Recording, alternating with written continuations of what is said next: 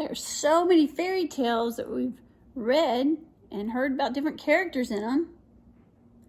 This one puts them all together. It's called The Great Fairy Tale Disaster with the Best Loved Fairy Tales.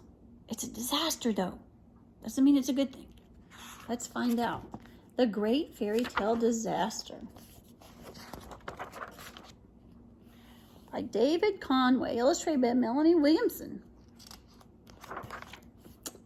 Once upon a time, we know that's how fairy tales start. There lived an old big bad wolf. He no longer had any huff and puff to blow down the three little pigs' houses, and he had enough of falling into hot water. What I need, the wolf thought to himself, is a nice relaxing fairy tale for a change. So he scampered off into the pages of the fairy tale book to find one.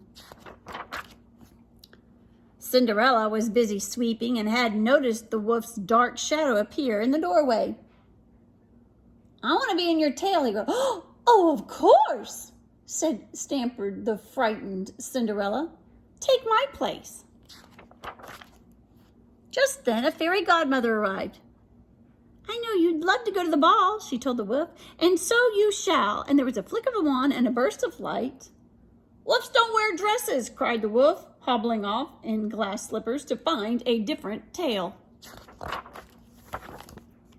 Soon after, the big bad wolf crept up behind Jack on the magic beanstalk. Jack trembled as he let the wolf into his fairy tale.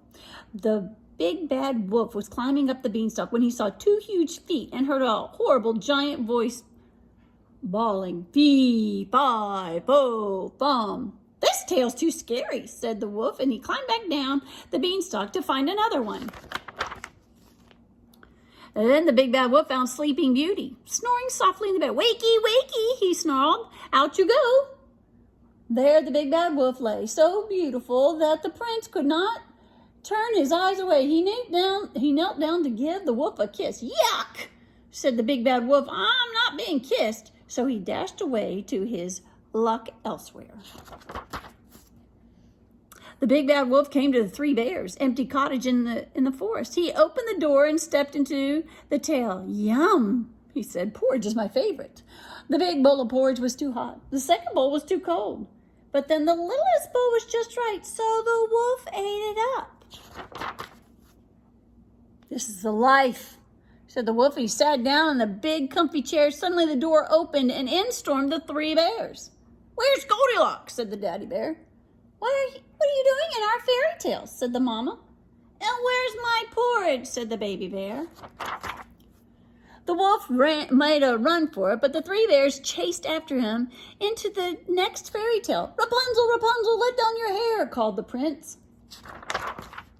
And then the next. Who's that tripping over my bridge? Roared the troll. I'll eat you for breakfast.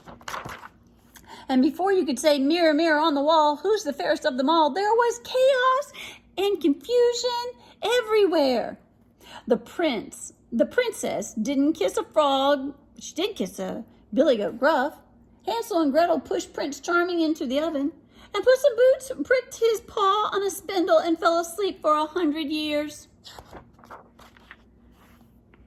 What a mess, cried the big bad wolf, and he escaped back through the pages of the book of the Three Little Pigs.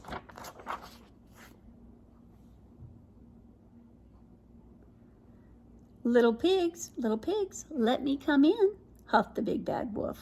Not by the hair of your chinny chin chin, said Little Pigs. We will not let you in. But the wolf had already clambered up onto the roof, and he was coming down the chimney, only to land splat in the pot of hot water. Oh, not again. And that was the end of the fairy tale troubles. Wolf should have just stayed in his story. Hope you enjoyed it. Bye.